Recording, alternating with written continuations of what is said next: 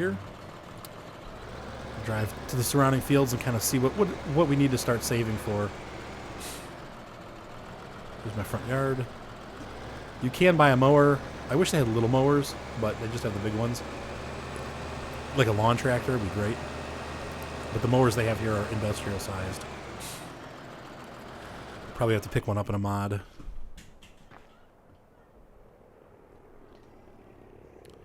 Wow. Man. That's a huge field, though, but $198,000. I guess we got a while to go, huh?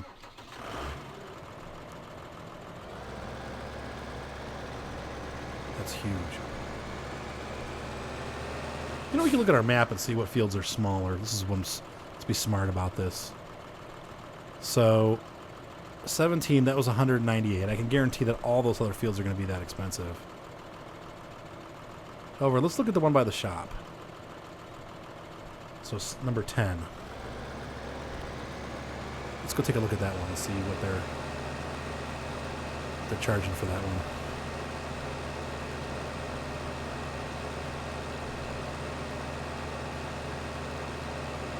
The nice thing is we have fuel on our property. I don't know if they gave me a portable fuel tank or if I just always will have fuel. But that's pretty sweet.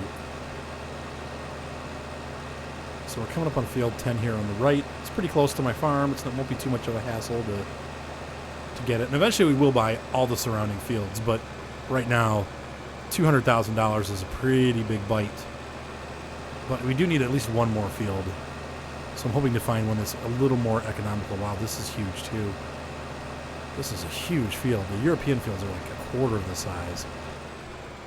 All right. I'm afraid to look. Well, that's a little more reasonable. Yeah, I know. I can't afford it. So we're going to be pretty limited on our farming. We're really going to be sticking to the field that we have. What is this number 6 over here? Maybe some of these smaller fields up here are a little bit more affordable. These are out of the way, though. That's the only problem. These are not. But I guess in real life, you know, I mean, you see farmers transporting equipment all over the place, so may have to settle for something a little bit out of the way.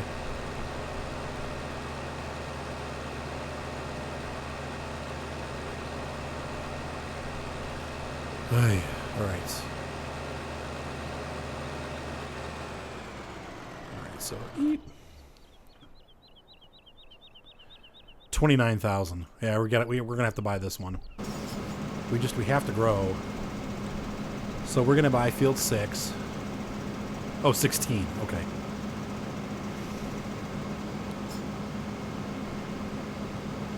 Oh no, 6. Where are we? Oh, 6. Yeah, and maybe 5 also.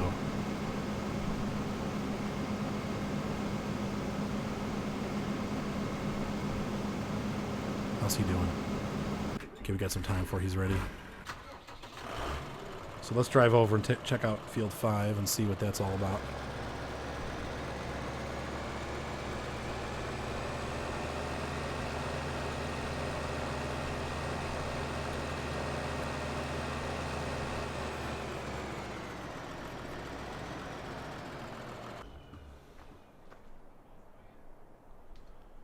All right, 34,000. Yeah, so we're gonna buy 5 and 6. Wish we were closer to them, but we're gonna have to. I need to grow. I need to expand. Let's see, 5 and 6 together would be 34 and 50, maybe 50,000. I don't know. Let's look around a little bit more. I'm not convinced that that's the best way. I still want to field by my farm. I don't like the fact that these are so far away.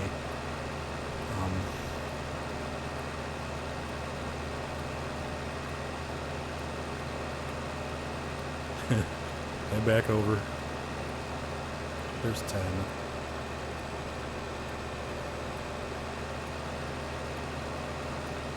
You know, maybe 11 would be worth buying. It's still going to be cheaper.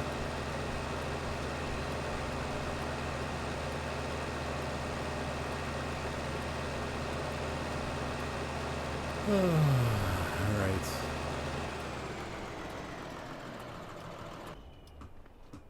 Well, let's see.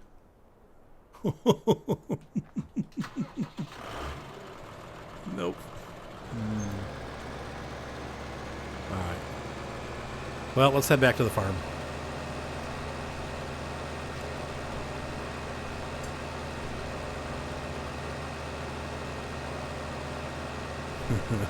I can't afford those. This one maybe, 10 maybe. That one was 100, a little bit under 200. And the best one would be this one though, right? Yeah, let's check this one. Maybe this will be more affordable.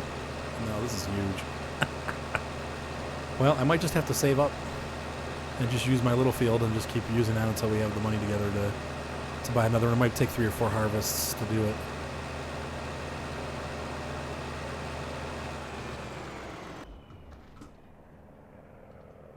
Oh my gosh.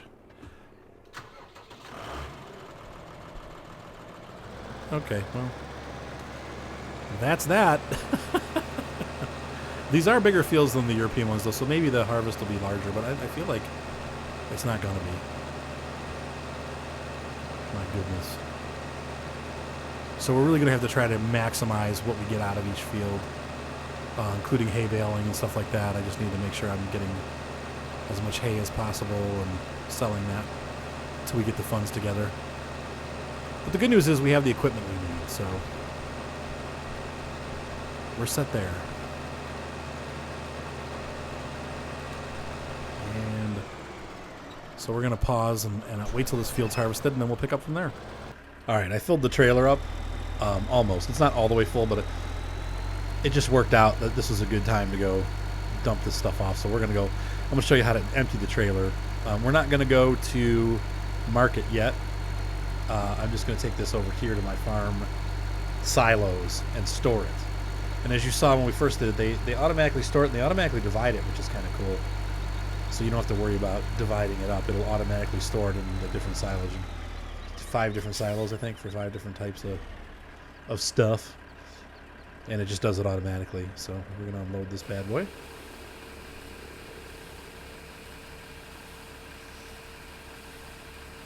This game is just so awesome. I could do this. You know, I tell you what, if you're bored by this kind of stuff, this is definitely not your kind of game, but I could do this all night. I love this stuff. So.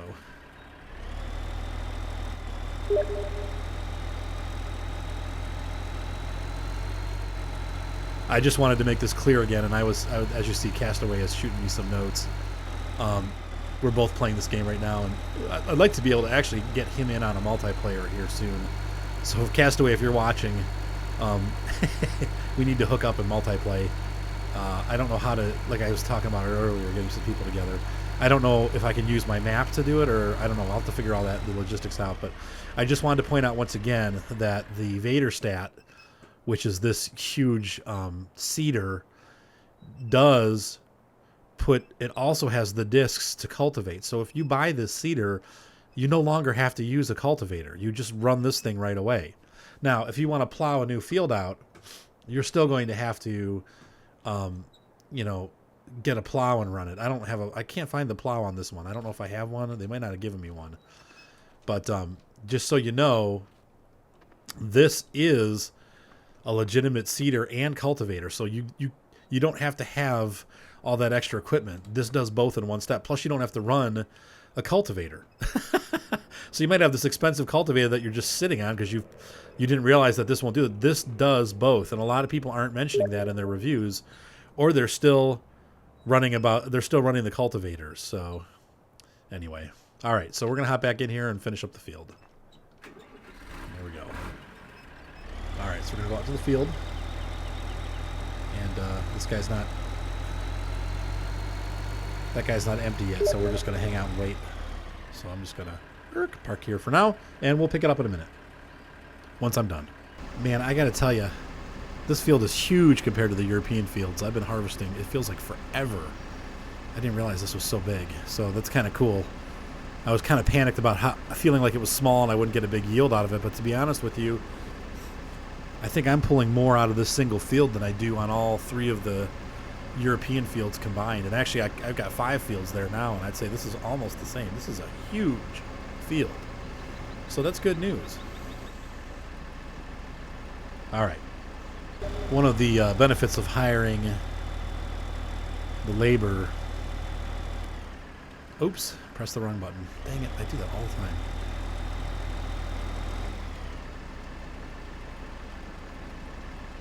Of hiring the labor to run the harvester or some of the other stuff is that, once again, it allows you as the farmer to do other things. So, it's like, just like in real farming, a lot of times they pay people to do some of the other jobs while they do things that keep the farm running. And in this game, it's no different. You could be buying equipment while somebody's out, harvesting or seeding your field, and that it doesn't cost that much. It probably costs I'd say this field will probably cost maybe $1,000 to $2,000 to have it seeded. But, honestly, that's not too bad. And it saves you time because you could be doing other things. So that's probably what I'll end up doing. That's what I usually do. Or once we start baling hay, we'll use that time to run the baler or the windrower and then go back and bale so that we get everything at once. Now, bales of hay are the last time I did it, they were paying about $500 a bale. So a field this size, I would say probably will yield maybe 16 bales of hay. And that's a pretty big chunk of income. That's a good, $8,000? I mean, it's not.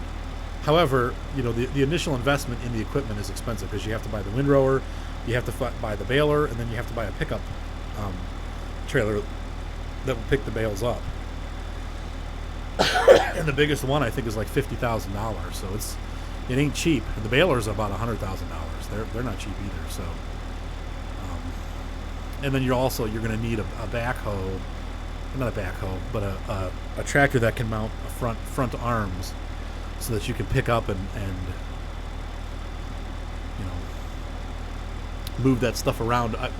I ended up buying a New Holland, but it didn't have much horsepower, so I think this time I'm going to buy a different tractor. I really liked the New Holland. It was a cute little tractor, but at $64,000 it was kind of pricey. And really, it's only good as a front-end loader, and it's so small that even the bales of hay tend to, even with the weights on, it kind of makes it tip. So we'll take a look at that when we get there, but that's kind of where I'm planning on going with this. One of the other things I'm going to do, I'm sorry I keep cutting in and out, but I'm just trying for brevity's sake. You're not just watching me bale or get hay. Oops, I got too close.